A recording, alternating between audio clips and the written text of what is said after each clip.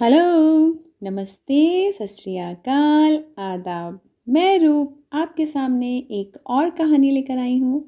आज जो मैं आपको कहानी सुना रही हूँ, उस कहानी का नाम है अपमान का बदला। और ये कहानी है तेनालीरामा से। इससे पहले कि हम कहानी शुरू करें, आज की पहेली। तो आज की पहेली है, हरी डिब्बी, पीला मकान, उसमें बैठे कल्लू राम। पहेली का जवाब जानने के लिए कहानी सुनिए। कहानी के अंत में आपको मिलेगा इस पहेली का जवाब। तो अब कहानी स्टार्ट करते हैं। अपमान का बदला। तेनालीराम ने सुना था कि राजा कृष्णदेव राय बुद्धिमानों और गुणवानों का बड़ा आदर करते हैं। उसने सोचा, क्यों ना उनके यहाँ जाकर भाग्य आजमाया जाए। लेकिन बिना किसी सिफारिश के राजा के पास जाना थोड़ा टेढ़ी खीर थी। वह किसी ऐसे अवसर की तलाश में रहने लगा जब उनकी भेंट किसी महत्वपूर्ण व्यक्ति से हो सके। इसी दौरान तेनालीराम का विवाह दूर के नाते की एक लड़की मंगम्मा से हो गया। 1 वर्ष के बाद तेनालीराम के घर बेटा हुआ। इन्हीं दिनों राजा कृष्णदेव राय का राजगुरु मंगलगिरी नामक स्थान गया। वहां जाकर रामलिंग ने उसकी बड़ी सेवा की और अपनी समस्या कह सुनाई। राजगुरु बहुत चालाक था। उसने रामलिंग से खूब सेवा कराई और लंबे चौड़े वादे करता रहा। रामलिंग अर्थात तेनालीराम ने उसकी बातों पर विश्वास कर लिया और राजगुरु को प्रसन्न रखने के लिए दिन रात एक कर दिया। राजगुरु ऊपर से तो चिकनी चुपड़ी बातें करता रहा, लेकिन मन ही मन तेनालीराम से जलने लगा। उसने सोचा कि इतना बुद्धिमान और विद्वान व्यक्ति राजा के दरबार में आ गया तो उसकी अपनी कीमत गिर जाएगी। पर जाते समय उसने वादा किया, जब भी मुझे लगा कि अवसर उचित है, मैं राजा से तुम्हारा परिचय करवाने के लिए बुलवा लूंगा। तेनालीराम राजगुरु के बुलावे की उत्सुकता से प्रतीक्षा करने लगा, लेकिन बुलावा ना आना था और ना ही आया। लोग उससे हंसकर पूछते, क्यों भाई रामलिंग, जाने के लिए सामान बांध लिया ना? कोई कहता, मैंने सुना है कि तुम्हें विजयनगर जाने के लिए राजा ने विशेष दूत भेजा है। तेनालीराम उत्तर देता, समय आने पर सब कुछ होगा। लेकिन मन ही मन उसका विश्वास राजगुरु से उठ गया। तेनालीराम ने बहुत दिन तक इस आशा में प्रतीक्षा की कि राजगुरु उसे विजयनगर बुलवा लेगा।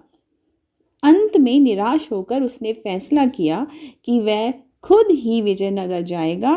उसने अपना घर और घर का सारा सामान बेचकर यात्रा का खर्च जुटाया और माँ, पत्नी तथा अपने बच्चे को लेकर विजयनगर के लिए रवाना हो गया।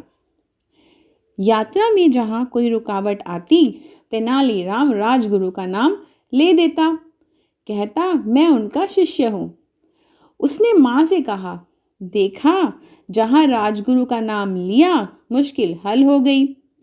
व्यक्ति स्वयं चाहे जैसा भी हो, उसका नाम ऊंचा हो तो सारी बाधाएं अपने आप दूर होने लगती हैं। मुझे भी अपना नाम बदलना ही पड़ेगा।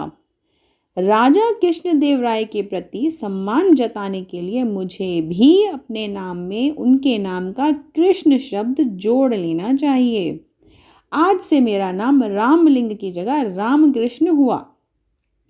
बेटा, मेरे लिए तो दोनों नाम बराबर हैं। मैं तो अब भी तुम्हें राम पुकारती हूँ, आगे भी यही पुकारूंगी, माँ बोली। कोडवड़ नामक स्थान पर तेनालीराम की भेंट वहां के राज्य प्रमुख से हुई, जो विजयनगर के प्रधानमंत्री का संबंधी था। उसने बताया कि महाराज बहुत गुणवान, विद्वान और उदार हैं, लेकिन उन्हें कभी कभी जब क्रोध आता है तो देखते ही देखते सिर धड़ से अलग कर दिए जाते हैं। जब तक मनुष्य खतरा मोल ना ले, वह सफल नहीं हो सकता। मैं अपना सिर बचा सकता हूँ। तेनालीराम के स्वर में आत्मविश्वास था।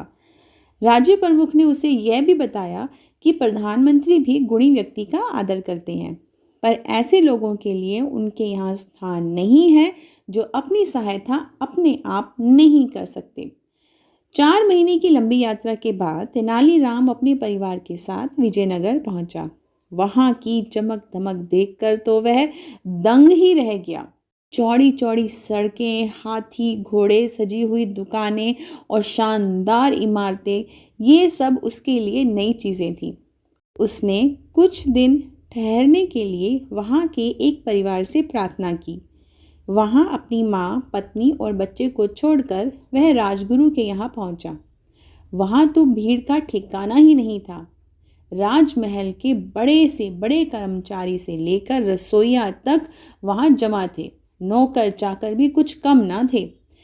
तेनालीराम ने एक नौकर को संदेश देकर भेजा कि उनसे कहो तेनाली गांव से राम आया है। नौकर ने वापस आकर कहा, राजगुरु ने कहा है कि वह इस नाम के किसी व्यक्ति को नहीं जानते। तेनालीराम बहुत हैरान हुआ। नौकरों को पीछे हटाता हुआ सीधे राजगुरु के पास पहुंचा। राजगुरु, आपने मुझे पहचाना नहीं? मैं रामलिंग हूँ, जिसने मंगलगिरी में आपकी सेवा की थी। राजगुरु भला उसे कब पहचानना चाहता था। उसने नौकरों से चिल्लाकर कहा, मैं नहीं जानता यह कौन आदमी है, इसे धक्के देकर बाहर निकाल दो। नौकरों ने तेनालीराम को धक्के देकर बाहर निकाल दिया। चारों ओर खड़े लोग यह दृश्य देखकर ठहाके लगा रहे थे। उसका कभी ऐसा अपमान नहीं हुआ था। उसने मन ही मन फैसला लिया कि राजगुरु से वह अपने अपमान का बदला अवश्य लेगा, लेकिन इससे पहले राजा का दिल जीतना जरूरी था। दूसरे दिन तेनालीराम राज दरबार में जा पहुंचा। उसने देखा कि वहां जोरों का वाद विवाद हो रहा है। संसार क्या है, जीवन क्या है, ऐसी बड़ी बड़ी बातों पर बहस हो रही थी। एक पंडित ने अपने विचार प्रकट करते हुए कहा, यह संसार एक धोखा है। हम जो देखते हैं, सुनते हैं, महसूस करते हैं, चखते हैं, सूंघते हैं, केवल हमारे विचार हैं। असल में ये सब कुछ नहीं होता, लेकिन हम सोचते हैं कि होता है। क्या सचमुच होता है? तेनालीराम ने कहा। यही बात हमारे शास्त्रों में भी कही गई है। पंडित जी ने थोड़ी ऐंठ दिखाते हुए हैरान होकर पूछा, और सब लोग चुप बैठे। शास्त्रों ने जो कहा वह झूठ कैसे हो सकता है? लेकिन तेनालीराम शास्त्रों से अधिक अपनी बुद्धि पर विश्वास करता था। उसने वहां बैठे सभी लोगों से कहा, यदि ऐसी बात है तो हम क्यों ना पंडित जी के इस विचार की सच्चाई जांच लें। हमारे उदार महाराज की ओर से आज दावत दी जा रही है, उसे हम भी भरकर खाएंगे। पंडित जी से प्रार्थना है कि वह बैठे रहें और सोचें कि वह भी खा रहे हैं। तेनालीराम की बात पर जोर का ठहाका लगा। पंडित जी की सूरत देखते ही बनती थी। महाराज तेनालीराम पर इतने प्रसन्न हुए कि उसे स्वर्ण मुद्राओं की एक थाली भेंट की और उसी समय तेनालीराम को राजविदूषक बना दिया। सब लोगों ने तालियां बजाकर महाराज की इस घोषणा का स्वागत किया और उन ताली बजाने वाले लोगों में से राजगुरु भी थे। तो इस तरह तेनालीराम ने राजगुरु से अपने अपमान का बदला ले लिया। उम्मीद है आपको ये कहानी बहुत पसंद आई होगी। और अब है पहेली की बारी। पहेली थी, हरी डिब्बी पीला मकान, उसमें बैठे कल्लू राम। और इस पहेली का जवाब है पपीता, पपाया।